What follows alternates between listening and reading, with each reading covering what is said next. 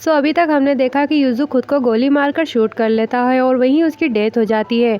और जिस वक्त उसकी डेथ होती है तभी शिनरेन को भी इस बात का एहसास होता है, तो उसके हाथ से कांच का गिलास गिरकर टूट जाता है और वो घबरा जाती है। तो उसकी फ्रेंड पूछती है कि क्या हुआ, तो शिनरेन कहती है कि मैं ठीक हूँ, मेरे दिमाग में कुछ और चल रहा था इसलिए मेरे हाथ फिसल गए। और फिर कांच के टुकड़ों को उठाने लगती है। वेल अब शियाओ और लिंसी को देखते हैं। तो लिंसी कहती है कि सॉरी, मेरे पास माफ़ी मांगने के लिए कुछ भी नहीं है। मैं आज तुम्हें यहाँ पर विदा करने के लिए आई हूँ। यहाँ तक कि जब तुम्हें टॉर्चर किया गया तब भी तुमने उन्हें वैम्पायर के नामों की लिस्ट नहीं बताई और दूसरे वैम्पायर्स को इस परेशानी को झेलना नहीं पड़ा। हमें तो तुम्हें इसके लिए थैंक्स कहना चाहिए। जिसके बाद शियाओ युजू के बारे में पूछती है कि वो जेल में कैसा रह रहा है। तो लिंसी उसे बताती है कि वो मर गया। तो शियाओ कहती है कि ये पॉसिबल नहीं है, क्या तुमने नहीं कहा था कि वो जेल में था। तो लिंसी उसे कहती है कि वो मेरे सामने ही मर गया, उसने खुद को गोली मार ली। तो शियाओ को ये सुनकर बुरा लगता है और फिर लिंसी कहती है कि मुझे भी उसके बारे में बाद में पता चला और मुझे पछतावा हुआ, लेकिन मुझे लगता है कि ये उसकी सबसे अच्छी एंडिंग है। आखिरकार वो इसके लायक था।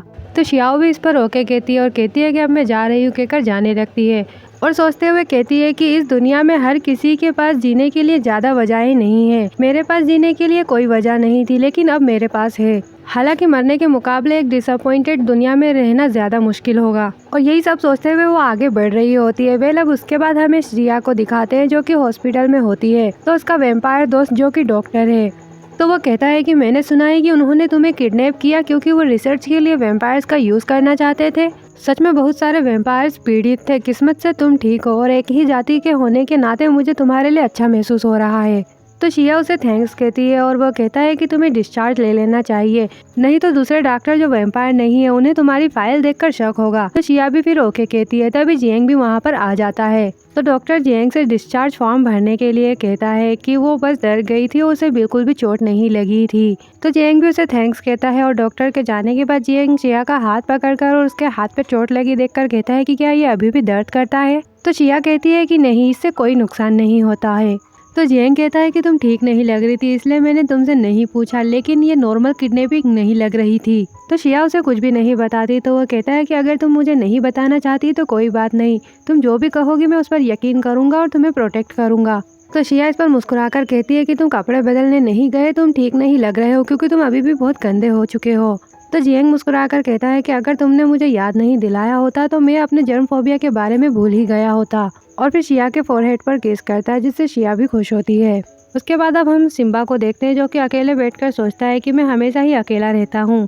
तभी फ्लैशबैक में दिखाते हैं कि सिम्बा जब अनाथ आश्रम में था तो उसे किसी ने अडॉप्ट किया था और जिन्होंने उसे अडॉप्ट किया था तो उनके वहाँ का एक डॉग मारा गया था, जिसके लिए उन्होंने सिम्बा को ही ब्लेम किया होता है। तो सिम्बा कहता है कि मेरा कोई ऐसा इरादा नहीं था, मुझे वो बहुत पसंद आया था। तो वो औरत उसे बाहर भेज देती है और कहती है कि ये बच्चा बहुत ही अजीब है, उसे हमेशा कोई ना कोई अडॉप्ट कर लेता है। लेकिन थोड़े टाइम बाद ही वो वापस आ जाता है और जो उसकी देखभाल करती थी वो भी अक्सर बेहोश हो जाया करती थी। तो सिम्बा यही सब बातें याद करके कहता है कि मुझे वो सब अजीब कहा करते थे। जिसके बाद वो शिया को कॉल करता है।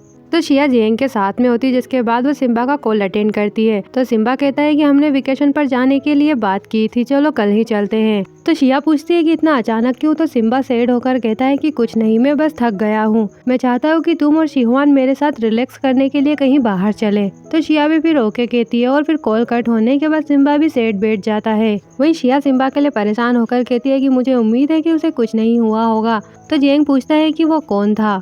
तो शिया उसे बताती है कि ये सिम्बा है, हम वेकेशन पर जाने के लिए राजी हुए हैं। तो जियांग कहता है कि अगर मैं कहूँ कि तुम मत जाओ तो क्या तुम वही करोगी जो मैं कहूँगा, और उसे वेकेशन पर जाने से मना कर देता है। तो शिया कहती है कि लेकिन हमने पहले से ही प्लान बनाया था। तो जियांग फिर भी मना कर देता है। तो शिया मुस्कुराकर कहती है कि ये सिम्बा है और वो एक फैमिली की तरह है। तो जियांग कहता है कि क्या तुम्हें लगता है कि वो सिर्फ फैमिली की तरह तुम्हारी फिक्र करता है। तो शिया कहती है कि हम दोस्त हैं और जब मैं तुम्हारा साथ होती हूँ तो हमारे बीच कुछ नहीं होता है ना, तो हम लवर्स के बीच में जब कुछ नहीं हुआ तो दोस्तों के बीच में कुछ कैसे हो सकता है। तो जियांग को यह सुनकर बुरा लग जाता है। तो शिया कहती है कि मेरी फीलिंग्स तुम्हारे लिए कोई मायने नहीं रखती है ना, तुम सच में मुझे इतना पसंद नहीं करते हो, और नाराज होकर वहाँ से चली जाती है। और अब घर आकर परेशान होती है कि उसने जियांग से इस तरह से बात क्यों की, और उसे बुरा लग रहा होता है और रोने लगती है। वहीं दूसरी तरफ जियांग भी शिया के बारे में ही सोच सोच कर परेशान हो रहा होता है। मतलब शिया को देखते हैं तो सिम्बा उसे चर्च में लेकर आया होता है तो शिया कहती है कि मैंने सोचा था कि हम कहीं दूर जाएंगे, हमें यहाँ पर आए हुए काफी लंबा टाइम हो चुका है। तो सिम्बा कहता है कि हाँ, यहाँ आने के बाद एक बार भी मैं यहाँ पर नहीं आया हूँ और ये वही जगह है जहाँ पर हम पहली बार मिले थे। तो शिया कहती है कि मुझे तो कुछ भी याद नहीं है। तो सिम्बा कहता है कि लेकिन मुझे सब याद है, पहली बात जो तुमने कही थी वो भी और जो तुमने पहना था वो भी। और तभी फिर फ्लैशबैक में दिखाते हैं कि सिम्बा चर्च में खड़े होकर छींक रहा था। तभी शिया वहाँ आकर कहती है कि क्या तुमको भी सूरज देखते ही छींक आ जाती है और तुम बिल्कुल मेरे जैसे हो, क्या तुम वैम्पायर हो? तो सिम्बा घबरा जाता है और फिर उसके बाद शिया कहती है कि तुम्हारे बाल बिल्कुल खुले हैं, बिल्कुल सिम्बा की तरह। तो सिम्बा भी फिर मुस्कुराने लगता है। तो शिया कहती है कि तुम मुस्कुराते हुए काफी अच्छे लगते हो और अब से तुम मुस्कुराते रहना और खुश रहना, और तुम्हारी कोई फैमिली भी नहीं है ना? और उसे अपने साथ में ले जाती है और यही सारी बातें याद करके शिया मुस्कुरा कर कहती है कि तुम्हें अभी भी वो सब बातें याद है, मैं तो इसके बारे में भूल ही चुकी थी। तो सिम्बा कहता है क्योंकि वो दिन मेरे लिए बहुत खास था, ये वो दिन भी था जब मैं अकेला नहीं था और मेरी एक फैमिली थी, इसलिए मैंने उस दिन को अपना बर्थडे बना लिया क्योंकि मुझे ऐसा लगा जैसे मैं बच गया हूँ तुमसे मिलने की वजह से। तो शिया कहती है कि हमारी पहली मुलाकात के बारे में बात करते हुए मुझे भी लगता है कि ये काफी मैजिकल था। उस समय तुम बहुत ही दुबले पतले और छोटे थे, अब तुम एक आइडल हो और हर कोई तुम्हें पसंद करता है। तो सिम्बा कहता है कि तुम्हारे बारे में क्या ख्याल है, बहुत से लोग मुझे पसंद करते हैं, क्या तुम भी मुझे पसंद करती हो? तो शिया कहती है कि बिल्कुल, हम एक ही साथ पले बड़े हैं और एक ही स्कूल में पढ़े हैं, हम एक ही घर में भी रहते थे, तुम मेरी फैमिली हो और तुम्हारे जैसा अच्छा दोस्त मुझे कभी नहीं मिलेगा। तभी सिम्बा कहता है कि लेकिन मैंने तुम्हें कभी भी एक दोस्त के रूप में नहीं सोचा था, ये सब करते हुए हर बार जब मैं कहता हूँ कि मैं तुम्हारा दोस्त हूँ, मैं तुम्हारे दिल में एक स्पेशल जगह बनाना चाहता था, ये सब एक बहाना था, इसलिए मैं अब और इंतजार नहीं कर सकता। और कहता है कि शिया, मैं तुम्हें पसंद करता हूँ लेकिन एक दोस्त की तरह नहीं। तो शिया हैरान होकर कहती है कि सिम्बा मजाक करना बंद करो। तो वो क्लोज होकर कहता है कि मैंने तुम्हें कभी भी एक दोस्त की तरह नहीं समझा है, एक सेकंड के लिए भी नहीं। जब से मैं तुमसे पहली बार मिला था तब से लेकर अब तक मैंने कभी भी ऐसा नहीं सोचा है। क्या तुम जानती हो कि मैंने कब तक इसका विरोध किया है? मुझे हमेशा तुम्हारे पीछे छुपना पड़ता था और मुझे डर था कि अगर मैंने ये बात जोर से कहती तो तुम्हें अजीब लगेगा और तुम मुझसे दूर भागोगी। तभी फ्लैशबैक में दिखाते हैं कि सिम्बा ने पहले भी शिया को शादी के लिए प्रपोज किया था, पर तभी अपनी बात बदल के कहता है कि मैंने मजाक किया था और अब वो कहता है कि मैं तुम्हारे साथ रहना चाहता हूँ, भले ही मुझे दोस्त बनना पड़े, इसलिए मैं वो मुस्कुराता हुआ चेहरा दिखाता रहता हूँ जो तुम्हें पसंद था, भले ही वो मुझे करने के लायक ना लगे। और मुस्कुराना बंद नहीं किया और इंतजार करता रहा। लेकिन क्यों? वो तो महज एक इंसान है, तुम एक इंसान को चुनकर इतनी बेवकूफ क्यों हो? अगर मुझे पता होता कि ऐसा होगा तो मुझे तुम्हें चुरा लेना चाहिए था।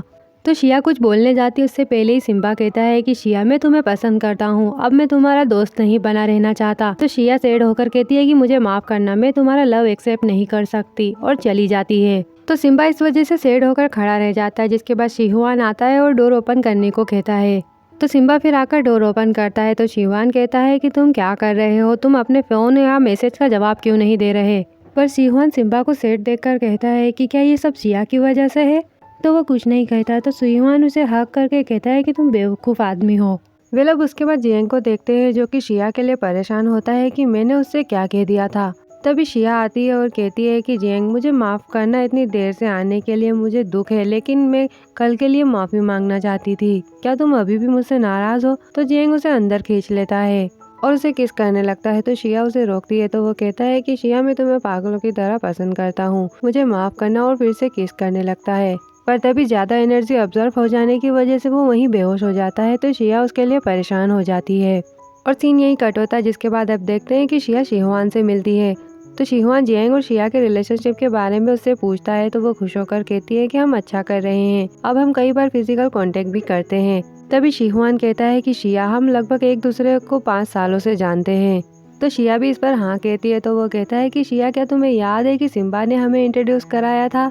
तो शिया कहती है कि ऑफ कोर्स, उस टाइम हम सिर्फ स्कूल के फर्स्ट ईयर में ही थे। तो शिहुआन कहता है कि ये टाइम छोटा लगता है और साथ ही काफी लंबे समय की तरह भी लगता है। और फिर वो सिम्बा के बारे में बताता है कि जब मैं सिम्बा से पहली बार मिला था तो उसके चारों ओर हमेशा एक गर्म हवा रहती थी क्योंकि वो मुस्कुराता रहता था। जब सिम्बा ने मुझे बताया कि वो सच में एक वैम्पायर है तो मैं सरप्राइज हो गया कि क्या ये इंसान पागल था। तो शिया भी हंसने लगती है और फिर वो कहता है कि शायद इसी वजह से मुझे लगा कि वो बहुत ही होपफुल पर्सन है। लेकिन अचानक एक दिन मुझे पता चला कि वो बहुत सैड था और बहुत निराश महसूस कर रहा था। अपने दर्द को छुपाने के लिए उसने खुश होने के नाटक करने की बहुत कोशिश की। मुझे लगता है कि सिम्बा की हमेशा से ही एक डार्क साइड रही है। तो शिया कहती है कि मुझे माफ करना शिहुआन, मुझे समझ नहीं आ रहा कि तुम क्या कह रहे हो। सिम्बा उस तरह का व्यक्ति नहीं है। तो वो कहता है कि मैं सिम्बा को 5 सालों से देख रहा हूँ। मुझे ऐसा लगता है कि वो तुम्हारे सामने खुद को खुश दिखाता है। वो अपने बारे में छोटी से छोटी काली परछाई को भी छिपा लेता है।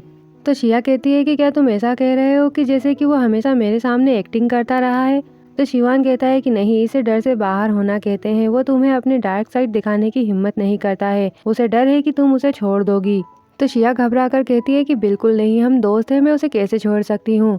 तो शिवान पूछता है कि क्या उस दिन उसने तुम्हें कुछ बताया। तो शिया नहीं कहती है। तो वो कहता है कि अगर मैं जिस सिम्बा के बारे में तुम्हें बता रहा हूँ वही असली सिम्बा है तो क्या तुम इसे सहन कर सकती हो। तो शिया इस पर सैड हो जाती है।